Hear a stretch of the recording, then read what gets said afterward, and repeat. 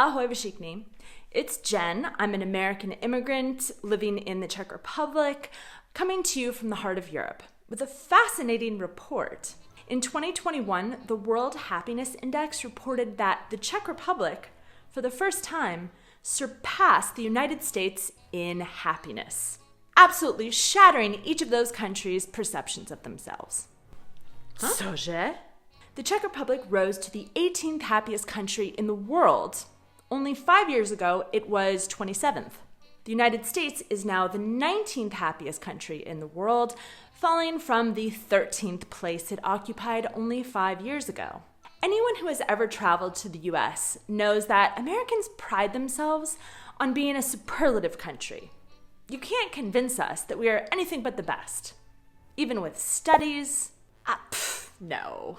Polls, no. Or facts. Especially when talking about the topic of happiness, which is what we Americans excel the most at. Our smiles are kind of our thing. In contrast, the Czechs are a grumpy bunch. In fact, up until just a month ago, their governing political party was literally called Action of Dissatisfied Citizens. Talk about a marketing coup. We're starting a political party. Is anyone here dissatisfied? Yeah. Being dissatisfied is a point of Czech pride. It shows they have standards, strong opinions, and something to argue about. Any sucker who is satisfied with his lot in life is not worth sitting next to at the pub. So what gives with these happiness rankings? Did they just get it totally wrong? Well, as an American living in the Czech Republic for almost a decade, I'm here to tell you that I am not at all surprised by the happiness index results. And in this video, we'll get to why.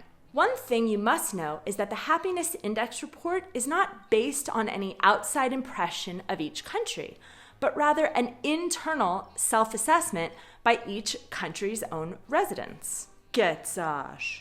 That's right, these images of happiness, or lack thereof, didn't come from any pop culture portrayal, but rather the people in each nation had to rate their own happiness. I did some mistake. The questions, they are confusing. Can I take it again?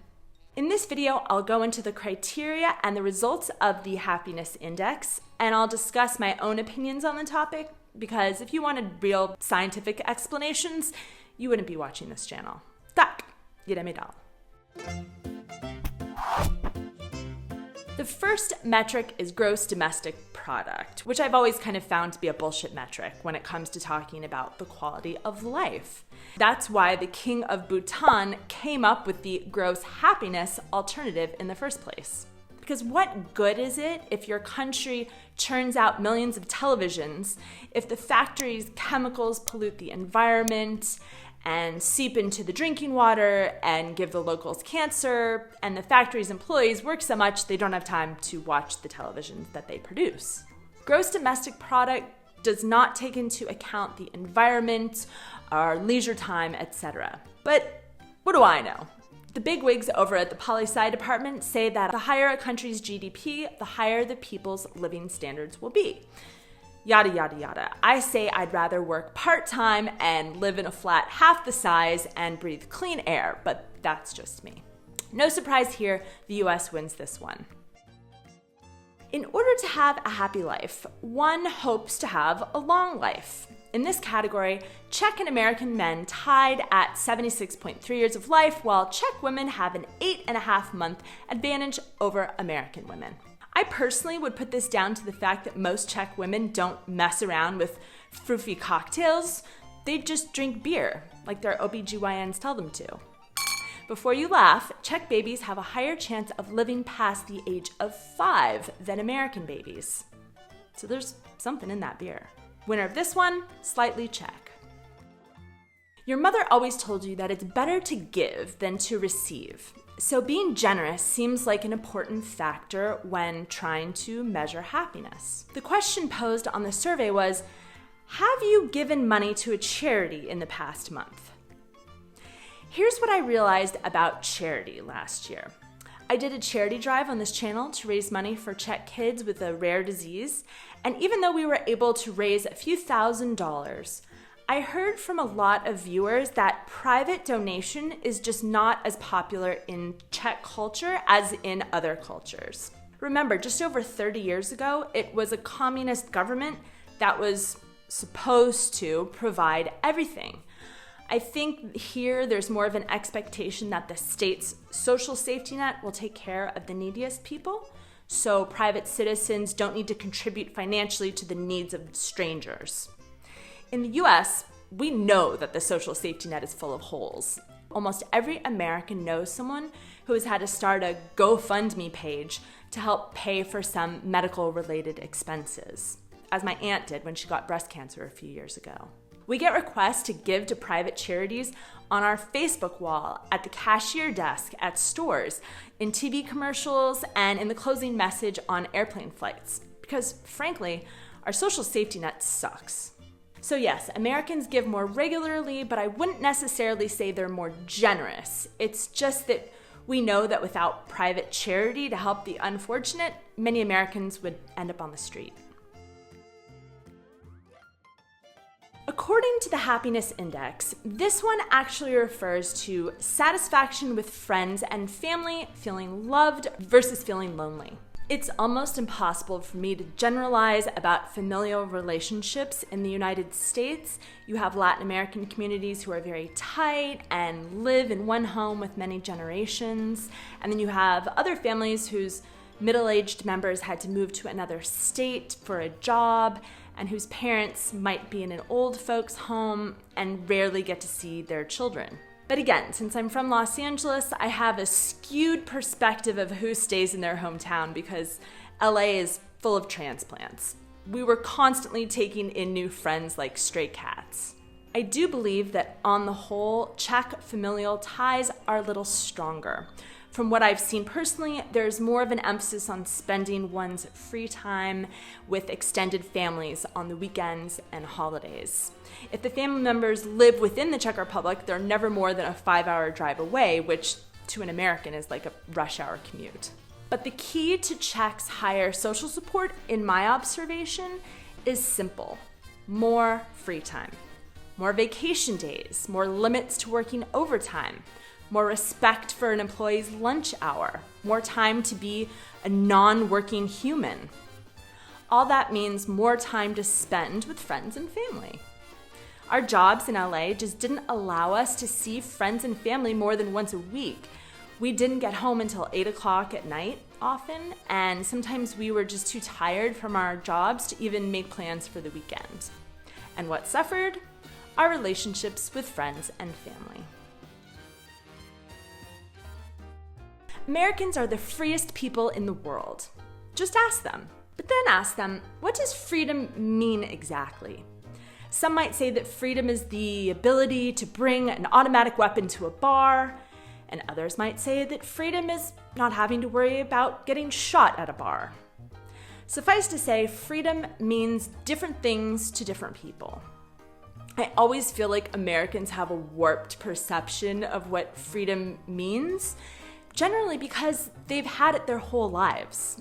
Whereas people who've experienced war on their soil or suffered under oppressive regimes just have a more tactile understanding of what freedom feels like. In the Happiness Index, freedom is measured as the ability to make one's own significant life choices: where to live, who to marry, how to earn a living, how to raise your kids, etc. And here, the Czechs beat the Americans by about 8 countries. That's gotta hurt. Remember, this is their self-perception of freedom, so Czechs actually feel they have more freedom, probably because they remember when they had very little freedom at all. Whereas I hear stories of Americans complaining that not being able to go into a supermarket without a mask takes away their freedom. It's almost as if we've had so much freedom for so long that we forgot what it really means. As I think about it, this topic of freedom in each country is huge, and so I think I'm going to make a separate video just about that. But for purposes of the Happiness Index, Czechs are the clear winners of the freedom metric. Ah yes, corruption. As I mentioned, 2016 was a pivotal year for both the Czech ranking and the American ranking. What happened in 2016? Oh yeah. Now, just because someone you don't agree with becomes president doesn't mean they're corrupt or that you can't trust them. But I've got to say, something nuts happened when Trump became president. Everyone who disagreed with him thought this was the most corrupt, dysfunctional government they'd witnessed in their lifetimes. And everybody who voted for Trump believed what he said, which was that this was the most corrupt, dysfunctional government they'd witnessed in their lifetimes. So pretty much all Americans lost faith in government at once. And it almost broke us. The Czechs, from my view, already expect their governments to be corrupt.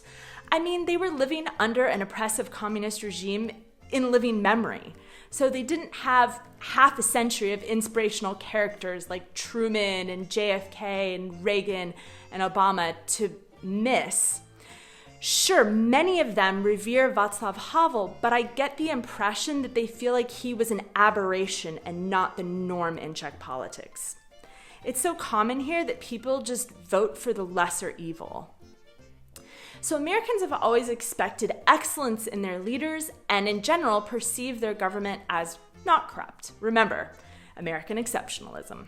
But when they're let down by a corrupt politician, it can be crushing and shocking and disappointing. Whereas the Czechs don't expect so much, and so when they're faced with corruption or incompetence in governance, they don't let it ruin their day. They know this happens the world over, and this country is no different. Everywhere the bread has two crusts.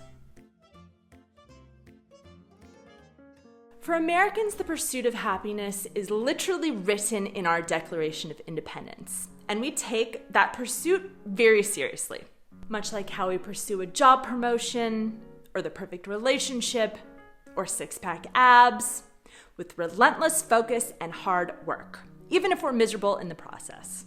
Sometimes I feel like all of that striving for the picture-perfect happy life means that on a day-to-day basis, we're far from happy. Perhaps it's that Czechs and Americans have a totally different definition of happiness. For Czechs, it might be more apt to say they are spokojeni, or satisfied with their lives, even though they'd never admit it.